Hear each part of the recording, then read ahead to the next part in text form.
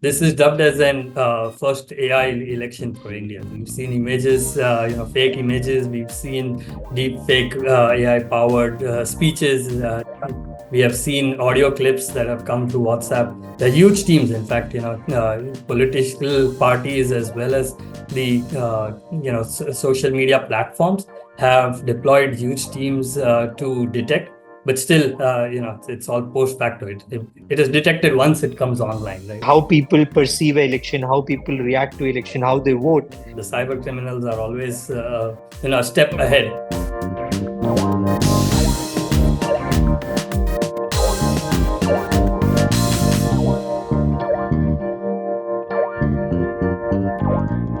Hello, and welcome to another episode of Our Own Devices. This time, we are going to talk about something that we have been, hearing a lot about, maybe reading a lot about, and also maybe seeing a lot of without actually realizing that you are actually in the world of the new menace called deep fake. And the election season has pumped up a lot of deep fakes into our timelines without us realizing. To talk about it, we have with us Anand Trivedi, who's director at CyberProof, which is a UST company. Anand, welcome to the show. Thank you. Thank you very much, Nandagopal. Yep. Anand, though it's a topic, I think aware of, I'm sure people don't really realize the scope and scale of what is deep fake, right? And it's not exactly a new thing. I remember talking about it in colleges a few years back. But could you just explain a little bit on what all comes under the spectrum of deep fake and maybe what we call synthetic content? Sure. Deepfake, first thing, when you say all are aware, we are talking about the people who are educated, and especially in the light of elections true. that you mentioned. Yes. We are running the largest democratic process in the world, right? And there are around 1 billion people who are going to vote. So definitely everybody will not be aware. Now, when we talk about deepfakes, it's, AI generated content, whether it's audio, whether it's video, whether it's images, there are various forms and various levels to which deepfake is involved. It could be a video which is completely mustered with intent. It could be audio clips that are sent through social media, circulated through WhatsApp and other, sharing channels. So any content that is not real is termed as deepfake, and it could be floating on the internet, or it could be, sent via mobile phones or shared internally. Right now, when we are talking about deepfake, what's important is deepfake is again, and AI are very good technologies. They are shaping and helping us a lot in whatever we do. But the issue is primarily with the intent, right? With what intent is that information or deepfake being created? That's where the issue lies. And again, for a long time, we had this perception that if you see it, it is true, right? And everything that's happening now is actually going against that perception. You're seeing it, it's absolutely lifelike, and maybe it is based on an actual image or video, but it is not true. The lips have been synced, the audio has been recreated. You now have clips of Modi singing a Malayalam song, for instance, right? Which is never going to happen actually, but everything can be sort of generated from the ground up synthetically, right? Yes, it's the technology advancement, right? There were face superimposition that used to happen and used to create some issues. But today it's not limiting to just an image and putting somebody else's face to it. As you said, it's completely synced up. Normal human eye cannot distinguish between a deepfake video, a deepfake speech, or a deepfake image today. That's the level of technology advancement that has happened. So for normal users, it's very difficult to distinguish, for sure. It is so perfect that you can have a full-length feature film being created with only dead actors, right? And you wouldn't realize it for even a second that these people are long dead and gone, right? Yes, exactly. Yeah. There have been various instances. In fact, we being in the industry with and closely working on these things, we've seen it multiple use cases. Whether it's Bollywood, whether it's politicians, whether it's the financial industry, it's used everywhere.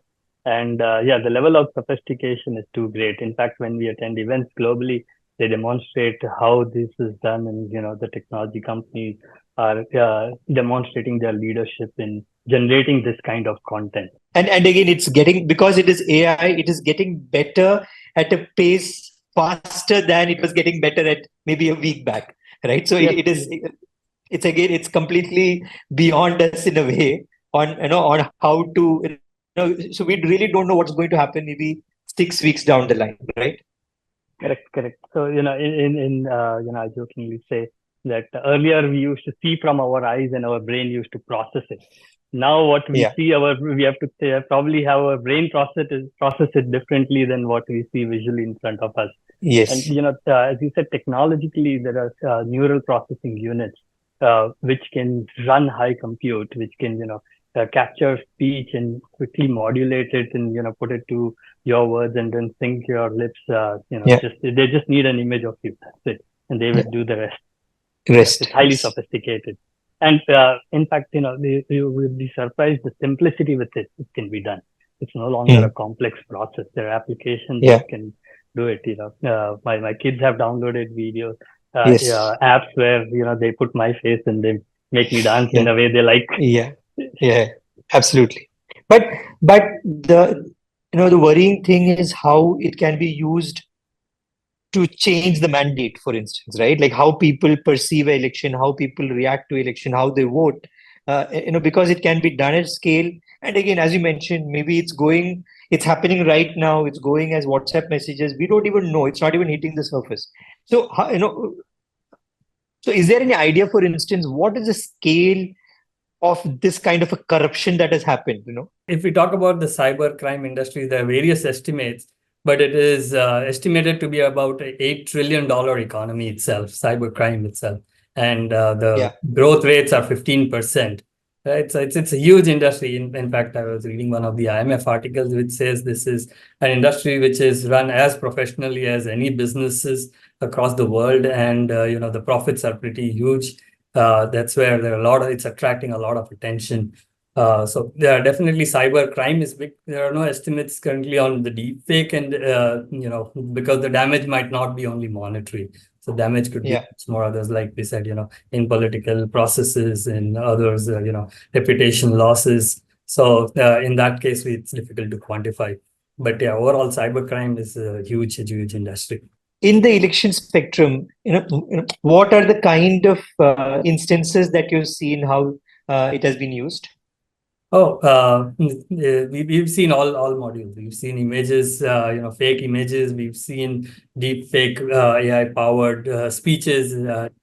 We have seen audio clips that have come through WhatsApp. They're huge teams, in fact, political parties as well as the social media platforms have deployed huge teams to detect. But still, it's all post facto. It is detected once it comes online, right? And we know the power of social media. Everything spreads like fire, all right? So we've seen complete spectrum of usage. This is dubbed as an first AI election for India. So AI comes, as you said, with its own perils as well. So deepfake is one of the perils that we will have to live with for now. So there's a lot of measures taken, but yeah, it's throughout being used. And as you mentioned, a lot of things that the reaction is late, right? And maybe the damage is already done. And the fact that maybe a video has been called out as fake is maybe not reaching the person who's actually been impacted by the fake video, right? Exactly. So, in my opinion, there should have been strict guidelines. There should have been measures taken much before, the process started. Even if you see the Election Commission of India, they issued a letter to the political parties as late as May 6th, right? It's we are halfway through the elections, and then ECI is issuing a letter. So probably they did not anticipate the level of impact that we are seeing and the content that is floating around. That's where they felt the need for this kind of measure to be taken. But it's being there, it's being real.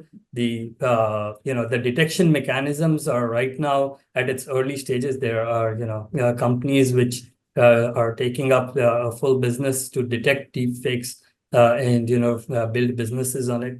McAfee has partnered with Intel to detect AI deepfake videos. Social media platforms are doing a whole lot, but definitely nothing is enough. Now, how do you make people aware, or how do they ensure that they don't fall prey to this, right? Is there a way, because it's getting better and better, right? Even trained eyes can no longer do this.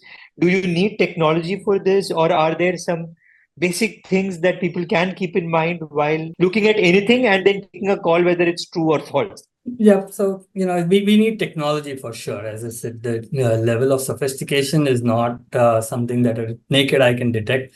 We cannot keep spreading messages that this was a deep fake video, as you rightly said. The level with which the fake content spreads, and then the information behind it to say this was fake, it does not Yeah. reach everybody. So Yeah. the handful measures that we are taking will not suffice.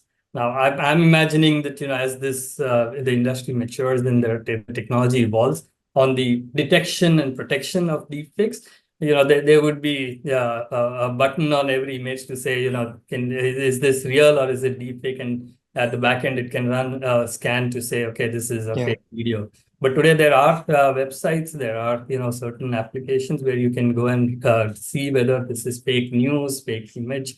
But yeah, it's left to the owners to validate whether or to take that extra step to see whether what they are seeing, is it real or is it fake. Is this something that we have actually unleashed on the world without really thinking about the implications? Should we have put in checks and balances in place at the platform level itself so that these kind of content is not created? If it is if it is created, maybe it comes with watermarks saying AI generated and all of that. And I guess it's too late to do something like that now, right? For the election process, definitely it's too late. Whether there are guidelines, there are guidelines, right? Whether there is already a legal provision to punish, any such deepfake content coming up, there is. But whether we've unleashed it, it's true with every technology enhancement that is happening, right? Today, every technology that we know has its disadvantage. Whether we are talking about, way back when plastic was introduced, we now realize what a menace that is. When we have mobile phones, we know that its waves have certain kind of radiations that are harmful. The internet has its own set of disadvantages. But whether we could stop today, technology advancement cannot be stopped, in my opinion. Right, there is a huge technology wave adoption. People's lifestyles have changed, and they are ready to adopt technology. Right, I give this example in a lot of my sessions. When we bring in Alexa or Google Home at our home, right? We know that it's going to listen all the time. And then when we call it, it will read the news, it will play the song that we want, it will read our emails, but we still want it, right? So even the educated people adopt technology which they know that carries certain risk. The issue is with people who are not tech savvy. Not everybody in the technology industry, not everybody is educated, and they are still using technology. There are around 800 million out of the 1 billion voters who are connected to the internet or the social media and have mobile phone or internet access. So that's where the reach is. Now, whether everybody is expected to be educated enough to take it through their lens of speculation, no, right? That's not possible. No, so do you think maybe not immediately, but in a year or so, maybe we have this kind of a check coming at the platform level, which is in a way the vector, it is what is carrying this kind of content, and making it viral.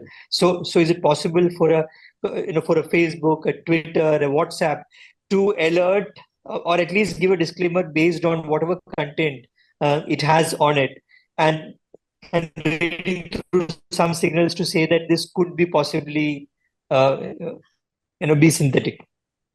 Yes, there will be. In fact, I'm sure I can't put a time frame to it, but there will be these platforms will have to put in checks in place before it's relayed, and that is where, if you see, the regulators are pushing a lot of ownership on these platforms, companies, to say that you guys need to make sure that whatever content you're putting is real, is not a social threat. So there will be such kind of things available. And there will be a need. There is already a need. to do it. It's just again the technology catch up. The cyber criminals are always a step ahead, and One then step the ahead. defense Yeah. mechanism comes place. Then the regulation, and then the Yeah. legal are updated, right? Is there a way to make this less lucrative so that people, as in the cyber criminals, don't find it attractive enough to do, or to make it very costly to create something like this? We already know AI generation is costly, but the cyber criminals seem to be able to do it quite well. Again, if we talk about in the light of elections, the stakes are high, right? So no cost Yeah. deterrent can be Is high enough.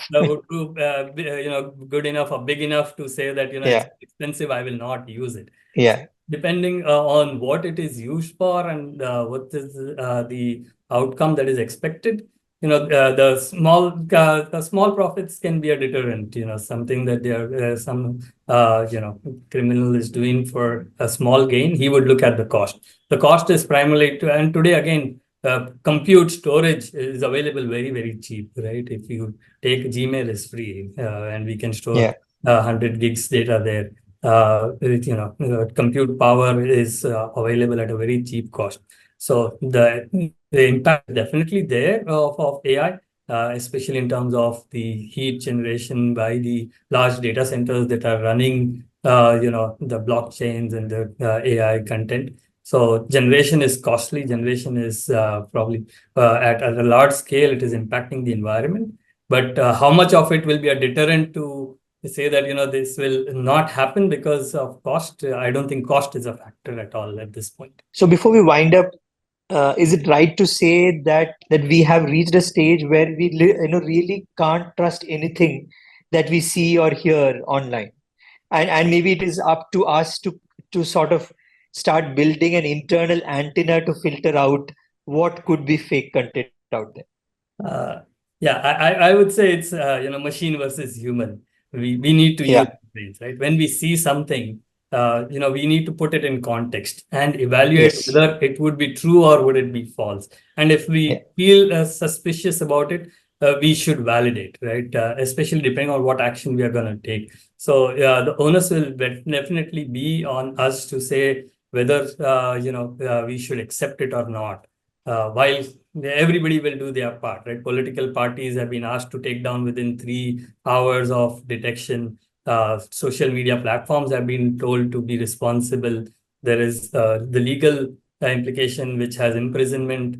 But for the end user, the onus will ultimately be on us to accept or reject the content that is put in front of us. And that is, I think, going to be an essential life skill going forward. Yes, would you agree? That will be a life skill that we will have to teach, right? Just as simple as when we teach our kids what is a good touch and a bad touch. Bad touch, yes. It will be as essential as this, no doubt about it. Yes. The usage of technology, internet, the content. We'll have to teach our kids on how to use it and how to make sure that they can trust and take some action on it, for sure. Initially, it will be a life skill, and gradually we will evolve, and this will become something that is ingrained in our brains. Let's hope so. On this note, I thank Mr. Trivedi for being on the show. Yes, thank you. Thank you very much, Mr. Nandagopal, for giving me the time and the opportunity to talk to you. Definitely, we will see the outcome and we will see how this process pans out. Thank you very much. So you were listening to Our Own Devices. We'll be back again next week with another guest and a lot more insight. Till then, we are available everywhere you listen to our pods.